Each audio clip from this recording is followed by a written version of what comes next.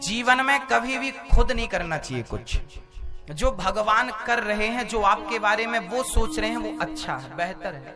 कभी कभी हम लोग को लगता है हमें ये मिल जाता, हम ये कर लेते, नहीं। जो नहीं मिलना था वो नहीं मिला, जो नहीं करना था नहीं किया, जो मिलना था वो मिला है। हाँ, आपके पास घास की झोपड़ी है, वही मिलनी थी तो मिल गई। आपके पास महल है, वो मिलने थे, मिल गए। जो मिलना है वो मिल के रहेगा, नहीं तो।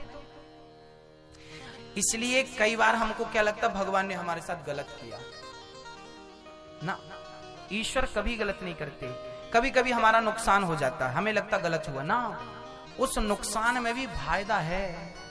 सब्र रखो, आगे का रास्ता नजर आएगा। धैर्य रखो। सुदामा के घर 4 दिन चूल्हा नहीं जला, उन्होंने धैर्य नहीं तोड़ा कि मैं इतना बड़ा भगत हूं, चूल्हा नहीं जल रहा।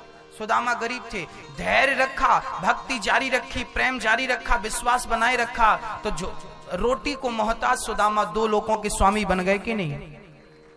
धैर्य रखना पड़ेगा।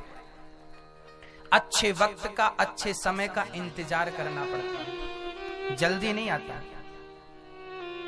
बच्चा पैदा होने में भी 9 महीने लगते हैं।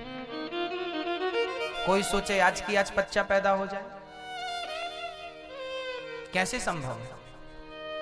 नहीं, उसको भी बनने में मां के गर्भ में 9 महीने का वक्त लगता है। यदि 7 महीने में, 6 महीने में बच्चे पैदा हो जाते हैं ना, तो उनके जीने की उम्मीद कम बचती है। उनको उनका जो विकास होना चाहिए था मां के गर्भ, वो नहीं होता, पहले निकल आते हैं। तो एक अच्छे बच्चे को 9 महीने लगता, समय लगेगा, परंतु विश्वास रखिए जो समय लग रहा है वो अच्छा समय होके आपके सामने आएगा। एक छोटी सी कथा मुझे स्मरण आ रही है, सुना देता हूं आपको। एक मणि थी, मणि। उस मणि से 3 चीजें मांगी जाएं तो जरूर मिलती थी, तुरंत मिलती थी। एक सज्जन वो मणि लेके जा रहे थे तो पानी बरसने लगा, तूफान आ गया। उनको लगा कि आज हमें यहीं कहीं विश्राम करना चाहिए। एक घर नजर आया, वो घर पे विश्राम करने लगे। वहां पे पति पत्नी रहा करते थे। तो पत्नी की नजर पड़ी, भाई ये क्या रखा है आपके पास? उन्होंने कहा ये मणि है। क्या है? मणि। अच्छा, कितने की लाई?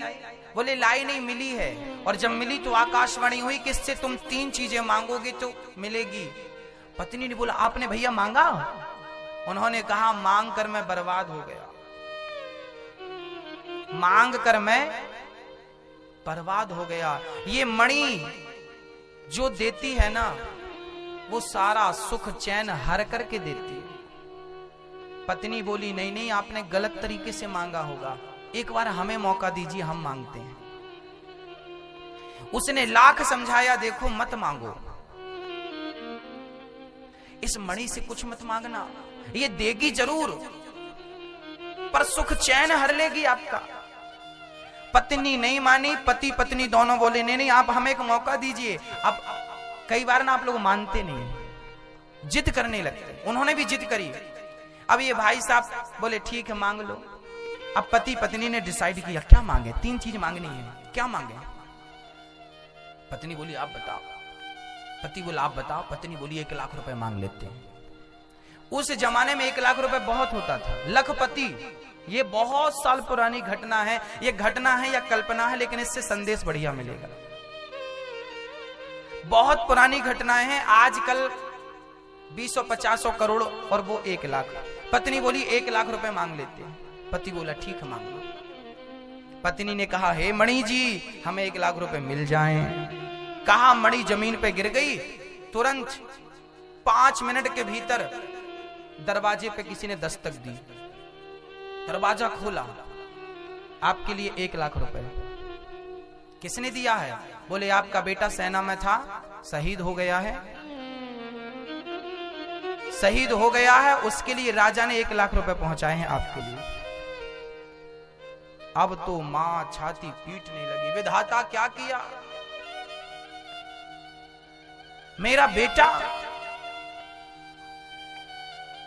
बेटे के मरने के 1 लाख हैं ये, मिले तो, पर किस प्रकार से मिले? आपकी अनंत इच्छाएं, आपकी इच्छाएं ही आपके सुख चैन को हर लेती हैं। इस बात पर गौर कीजिएगा। अब दूसरा वरदान मांगना था। अब क्या मांगे? अब तो बेटा मर गया, अब क्या? अब मणि से मांगो, हे मणि जी मेरा बेटा मुझे लौटा दो। तुरंत दरवाजे पे दस्तक हुई। मां मैं आ गया। मां ने कहा कहां है बेटा तू? मां मैं तेरे सामने तो खड़ा हूं, मुझे दिखाई क्यों नहीं पड़ रहा है? मां मैं तुझे देख सकता हूं, तू मुझे नहीं देख सकती। क्योंकि तब तक उस बच्चे का अंतिम संस्कार हो चुका था, शरीर जल चुका था, इसलिए उसका शरीर वापसी नहीं हुई, आत्मा बनके भटकने लगा। अब भला कौन से माँ बाप चाहेंगे कि मेरे बच्चे की आत्मा भटके, मेरा बच्चा प्रेत बना घूमे, भूत बना घूमे? तीसरा वरदान, तीसरा भी एक ऑप्शन था ना, तीसरा वरदान था कि हे मणि मेरे बच्चे को मोक्ष दिला दो। मोक्ष दिलाया, बच्चे का मोक्ष हो गया। 3 इच्छाएं जो थी खत्म, ऑप्शन खत्म। 1 लाख रुपए रख लो अपने पास। हाँ भैया मैया जी, आप ये मत कहिए कि हमें दे दो, आप भगवान से ये कहा करिए, भगवान जो आप हमें देना चाहते हैं, जो हमारे लिए अच्छा हो वो हमें आप देना। हम नहीं मांगेंगे कि हमारे लिए। कभी कभी हम जो मांगते हैं, कभी कभी बच्चा जिद करता हमें गर्म दूध पिलाओ, उबलता हुआ दूध पिलाओ। क्या पिलाओगी आप? बच्चे को उबलता हुआ दूध कौन सी मां पिलाएगी? पिलाएगी ठंडा करके। बच्चे को पता नहीं कि क्या सही है क्या गलत है। बच्चा तो आग की भट्टी की ओर चला जाता है, उसे पता नहीं कि यहाँ खतरा है, चला जाता है, उसे पता नहीं चलता क्या सही क्या गलत है, पर उसे पता है कि क्या सही क्या गलत है। इसलिए कहता हूं कि आप कुछ मत मांगिए, बस भगवान से ये कहिए कि विधाता जीवन में मुझे वो देता चल जो मेरे लिए सही है, बस वो देता चल। मुझे नहीं पता कि मेरे लिए क्या सही है और क्या गलत है। मुझे नहीं पता,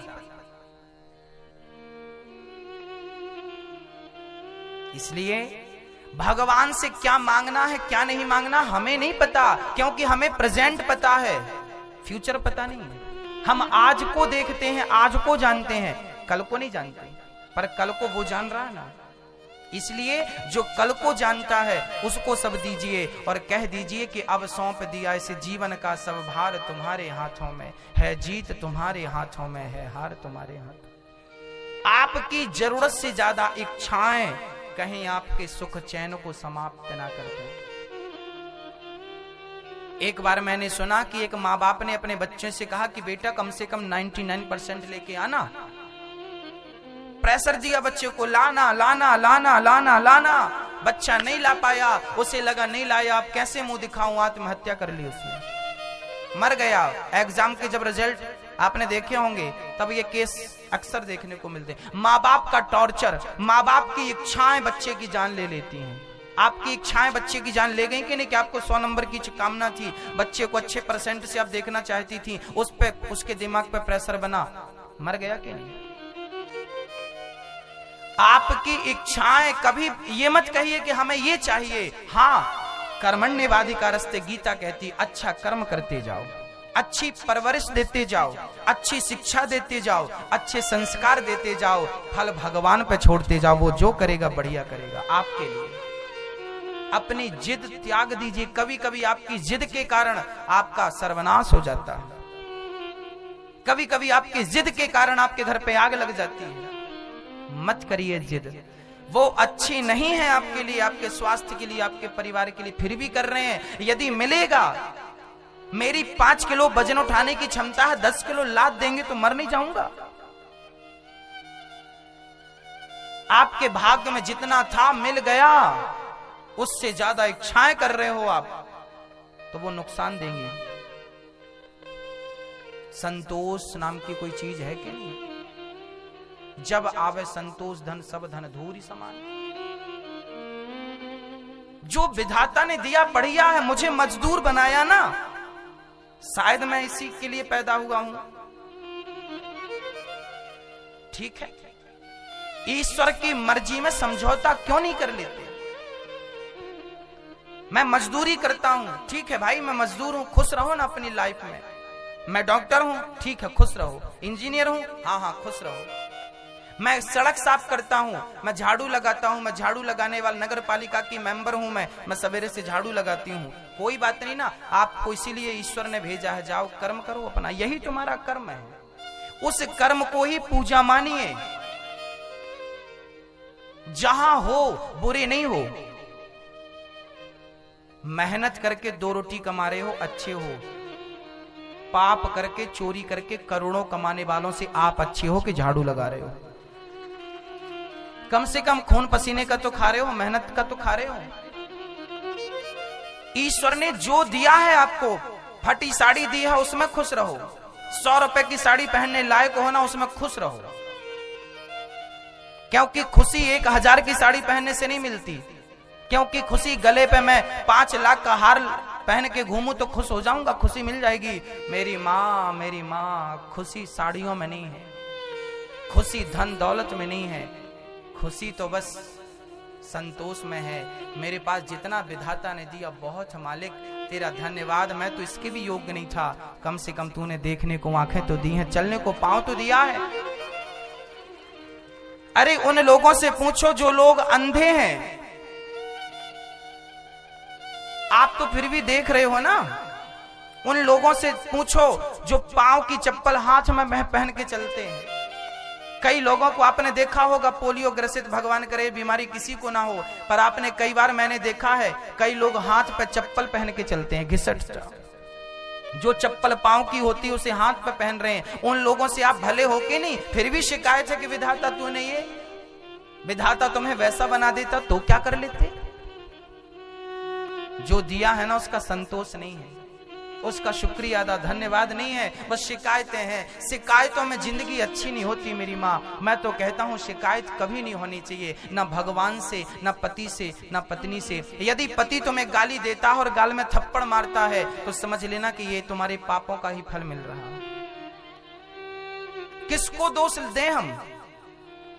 हमने कोई पाप किया होगा किसी जन्म में जिसका परिणाम हमें मिल रहा? पति मार रहा, किसी की पत्नी मारती है उसको पति को, तो तू रोया मत कर, ये तेरे पापों का फल है। कभी किया होगा गलत, उसका आज मिल रहा, क्यों रोता? किसी का बेटा मारता है तो मत रोइए ना, किया होगा अपने गलतियां। ये बात मैं नहीं कहता, शास्त्र कहते हैं को ना काहू को सुख दुख कर दाता, निज कृत कर्म भोग सब भ्राता। जो व्यक्ति दुख भोगता है वो अपने ही कर्मों से भोगता है, और जो सुख भोगता है वो भी अपने ही कर्मों से भोगता है। अच्छा बुरा आप ही बनाते हैं अपने जीवन में, हानि लाभ आप ही बनाते हैं अपने जीवन में, कोई किसी को नहीं देता। ना हानि, ना लाभ, ना सुख, ना दुख, ये सब अपने कर्मों का फल है। ये सच्चाई कड़वी है, पर मानो ना मानो आपकी मर्जी। जो मिलता है हमें, अच्छा या बुरा, सब हमारा ही अपना है किया धरा। अच्छा किया था तो अच्छा मिल रहा, बुरा करेंगे जो बोया था वही ना काटोगे। पेड़ बोई बबूल का तो आम कहां से आए?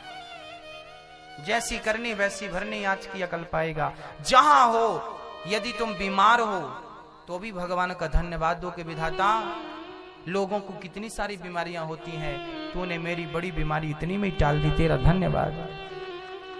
तूने जो दिया उसका शुक्रिया अदा करो। बढ़िया है विधाता, बहुत बढ़िया, जो मिल रहा बढ़िया।